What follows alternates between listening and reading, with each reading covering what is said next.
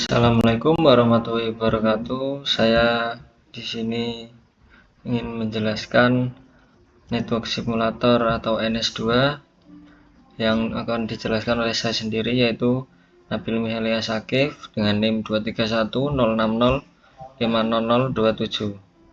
Pertama-tama saya di sini akan menjelaskan apa itu NS2.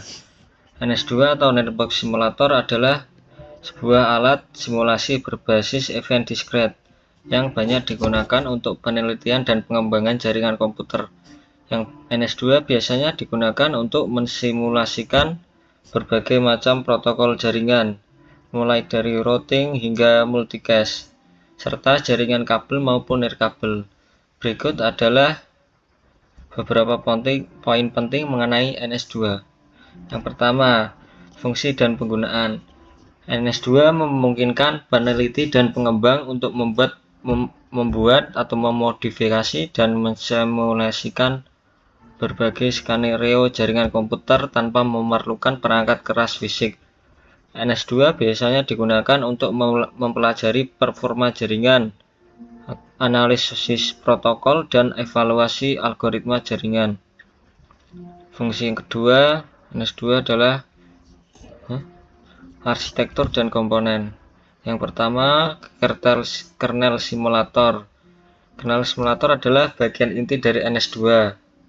Terus, TCL Script Interpreter. NS2 menggunakan bahasa script TCL untuk mendefinisikan skenario simulasi.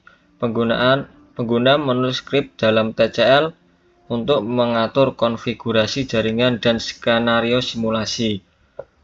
Terus, OTCL atau Object TCL, ekstensi dari TCL yang digunakan untuk mendukung pemrograman berorientasi objek di dalam NS2. Yang ketiga, NAM atau Network Animator. NAM ini adalah alat visualisasi yang digunakan untuk melihat animasi dari simulasi jaringan atau outputnya. Terus, kelebihan fitur utama dari NS2 adalah yang pertama, mendukung simulasi jaringan kabel atau wire dan nirkabel wire atau wireless. Terus, mendukung berbagai protokol jaringan seperti TCP, UDP, routing protokol, OSPF, BGP, dan lainnya. Terus, alasan fleksibilitas. Yang selanjutnya, tersedia berbagai script dan contoh skenario untuk memudahkan pengguna memulai simulasi. Kelebihan dan kekurangan NS2 adalah sebagai berikut. Yang pertama, kelebihan. NS2 sangat fleksibel dan memiliki komunitas pengguna yang besar, serta dokumentasi luas. Ini membuatnya menjadi alat yang sangat berguna untuk penelitian akademis. Kekurangannya adalah NS2 sulit untuk dipelajari dan digunakan karena memerlukan pemahaman yang mendalam tentang bahasa script TCL dan struktur internal simulator. Selain itu, performanya bisa menurun saat mensimulasikan jaringan yang sangat besar. Secara keseluruhan, NS2 adalah alat yang kuat dan fleksibel yang memungkinkan pengguna untuk melakukan eksperimen dan penelitian jaringan tanpa perlu investasi besar dalam perangkat keras. Terus yang kedua, saya di sini ingin mendeskripsikan apa itu TCP. TCP atau Transmission Control Protocol adalah salah satu protokol utama dalam suite protokol internet atau IP yang digunakan untuk mengirimkan data komputer di jaringan. TCP dirancang untuk menyediakan layanan pengiriman data yang handal dan terurut dari pengirim ke penerima. Berikut adalah fungsi utama TCP.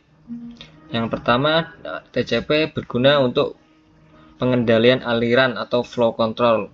TCP biasanya menggunakan mekanisme pengendalian aliran untuk memastikan bahwa pengirim tidak membanjiri penerima dengan data lebih cepat dari yang bisa diproses oleh penerima.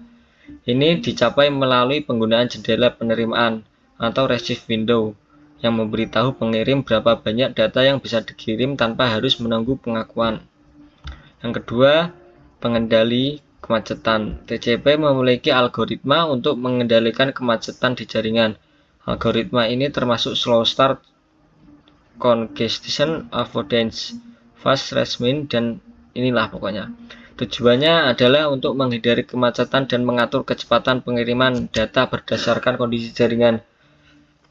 Yang ketiga, pengiriman yang handal atau reliable delivery. TCP memastikan data yang dikirimkan sampai ke tujuan dengan urutan yang benar dan tanpa kehilangan. Setiap segmen data yang dikirim diberi nomor urut atau segmen number. Jika segmen hilang atau rusak selama transmisi, TCP akan mengirim ulang segmen tersebut. Atau biasanya kalau error, TCP akan mengirimnya lagi sehingga tidak error lagi. Terus yang keempat adalah error detection atau recovery. TCP menggunakan checksum untuk mendeteksi kesalahan dalam segmen yang diterima dan melakukan retransmisi jika diperlukan. Adapun selanjutnya saya akan menjelaskan kekurangan dan kelebihan dari TCP. Kelebihan TCP adalah head-shaking dan reliable. Ini TCP menggunakan mekanisme head-shaking untuk memastikan koneksi yang andal antara pengirim dan penerima data. Yang kedua, flow control atau pengatur aliran lah, sama kayak tadi sudah. Yang ketiga, error checking. TCP memiliki mekanisme untuk mendeteksi kesalahan. Yang keempat, sequencing atau TCP memastikan paket data yang dikirimkan tiba dalam urutan yang benar di penerima. Selanjutnya, connection oriented. TCP adalah protokol berorientasi koneksi yang berarti ada proses pengaturan koneksi sebelum data dapat dikirimkan. Kekurangan TCP adalah overheat. TCP melakukan overheat yang cukup besar dalam hal komputasi dan penggunaan bandwidth untuk melakukan verifikasi dan mengelola koneksi. Yang kedua, latensi. Karena alasan seperti checking, error checking, dan flow control, TCP dapat memperkenalkan latensi tambahan dalam transmisi data. Terus, tidak cocok untuk beberapa aplikasi. Ada aplikasi yang tidak menerima TCP. Karena kan TCP mungkin terlalu lambat atau restriktif. Selanjutnya yang keempat, handling congestion. TCP memiliki mekanisme untuk mengendalikan aliran data. Oleh karena itu, tidak selalu efektif dalam mengatasi masalah kelebihan beban jaringan atau kemacetan. Terakhir, TCP tidak mendukung broadcast. TCP dirancang untuk koneksi satu ke satu, point to point antara dua perangkat, sehingga tidak mendukung transmisi broadcast ke beberapa perangkat secara efisien. Selanjutnya di sini saya akan mensimulasikan TCP tahu. Saya di sini pertama-tama akan menjelaskan apa itu TCP tahu. TCP tahu adalah salah satu varian awal dari protokol TCP yang dikembangkan untuk mengatasi masalah kongesti dalam jaringan komputer. Diperkenalkan pada tahun 1988 oleh Van Jacobson, TCP tahu memperkenalkan dua mekanisme utama, yaitu slow start and congestion avoidance. Apa itu slow start? Slow start adalah ketika sebuah TCP dimulai atau setelah adanya tanda kongesti. TCP tahu menggunakan algoritma slow start untuk mengatur laju pengiriman data.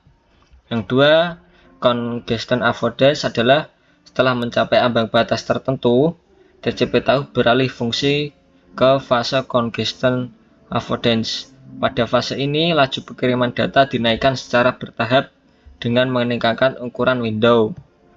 TCP tahu membantu memperbaiki performa dan keadilan penggunaan bandwidth di jaringan yang padat dan memanfaatkan informasi dari packet loss sebagai indikator adanya kongesti.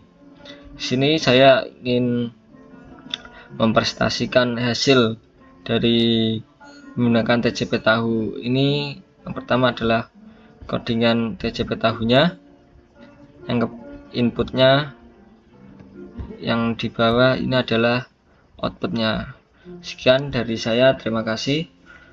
Saya Nabil Mihali ingin mengundurkan diri. Wassalamualaikum warahmatullahi wabarakatuh.